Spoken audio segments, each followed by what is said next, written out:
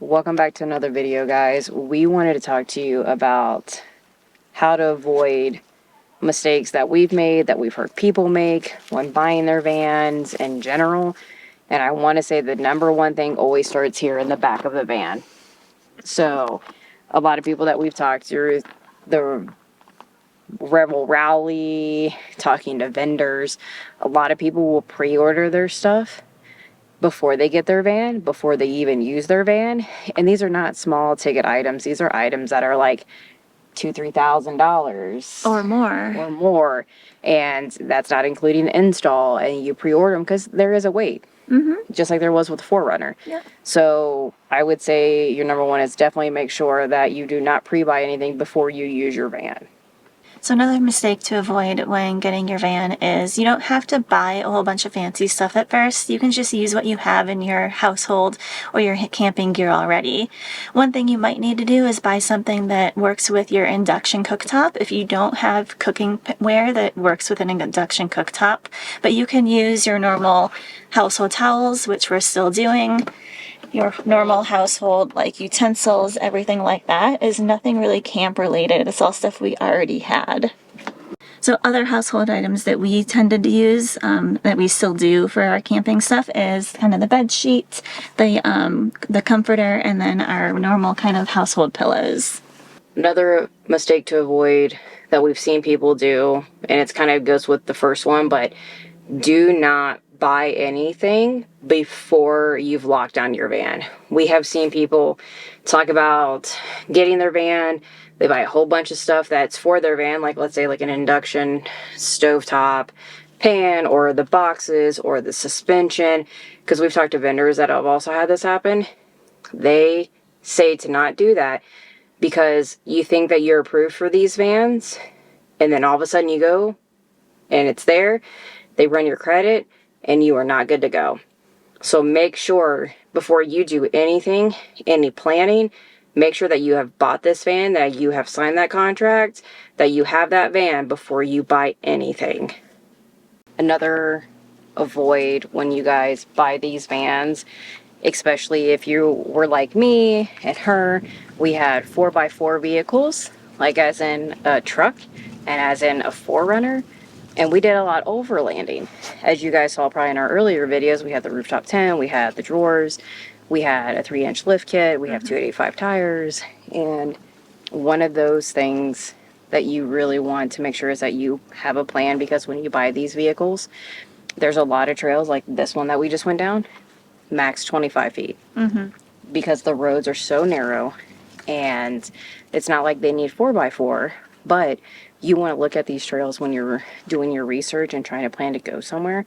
Does it need 4x4? Is it high clearance?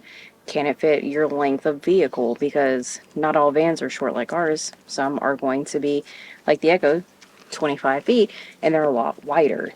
So make sure that you have a plan, and then make sure you have a backup plan. Because example, when we went skiing the one time and you saw the Crackle Barrel video, that's because we didn't think about the forest roads being closed in flag during snow because they don't maintain them. So that's a perfect example of us not planning really well. And so since then, we have made sure that we take our time, we research, we make sure that the van can fit, make sure that it's not like super high clearance, because we don't have high clearance in this like we did in the 4Runner. The 4Runner, we could go down any road, anywhere, wouldn't matter.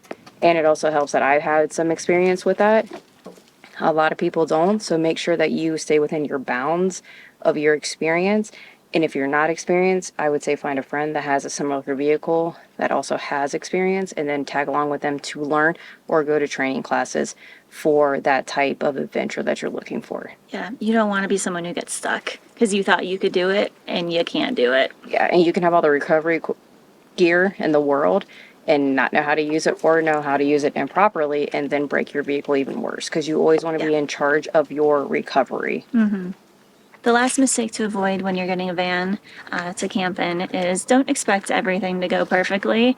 I'm sure if you've followed us for a while and seen some of our videos, I don't think any of our trips have gone as planned or perfectly, but you make the best out of it, you do what you can, and always make sure to bring up a backup meal.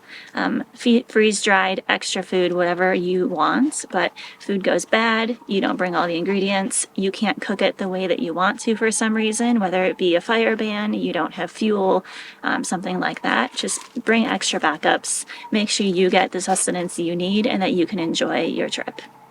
That's going to be our mistakes that I would say you would want to avoid when purchasing these things. You're already spending a lot of money on them. You're spending a lot of money even if you're building one of these. Yeah. And you don't know what you need until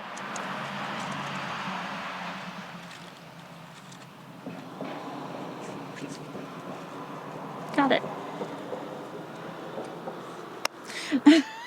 Got it. You don't know what you need until you really sleep in this thing, till you really use it. I would say we're 2.5 years in now, almost going on 3. Almost 3. Almost 3 now. That's crazy. Yeah, it's almost been 3 years. The one thing that we knew we were going to have to work on was going to be the mattress.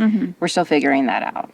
It's getting better each time. Yeah. Yeah. So we knew we were going to invest money in that either way, but we thought we wanted the back box. We thought we wanted a whole bunch of stuff, and ended up we don't want that. No. If we had it, we would not be happy with it. Yep, and we would just have to resell it. Yeah.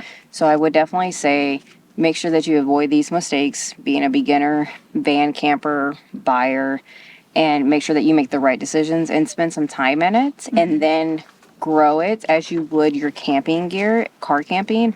Same thing. Grow it as you use it and as you need it. Hope this was helpful for you guys, and we will catch you on the next one.